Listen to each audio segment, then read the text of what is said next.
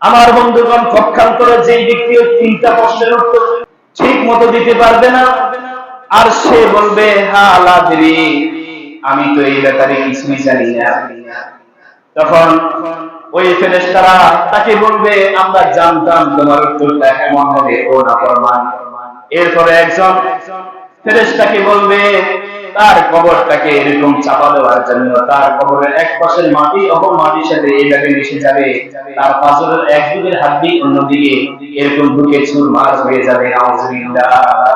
অন্য হাদিসে আছে একজন বদকারকে মুনকার নাকি প্রশ্ন করলে সে যখন প্রশ্ন উত্তর দিতে পারবে না, তখন তার কবরের মধ্যে 70টা অজানা সাপকে নিযুক্ত করে দেওয়া হয়, এবং 70টা সাপ, প্রত্যেকটা সাপের জন্য এরকম আলাদা আলাদা 70টা কি থাকে, কল্লা থাকে, ফনা থাকে। ওই 70টা ফনা দিয়ে তাকে কি করে দর্শন করতে থাকে, আর সেই ব্যক্তি 70 গজ মাটির নিচে দাফন হইয়া যায়।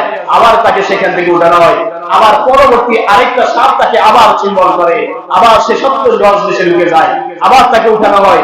এইভাবে 70টা সাপ এরকম 70টা ফনা দিয়া তাকে এরকম রাউন্ড দিতে দিতে তাকে সার্কেল করতে করতে এইভাবে তাকে দর্শন দিতে থাকে। নাউজুবিল্লাহ।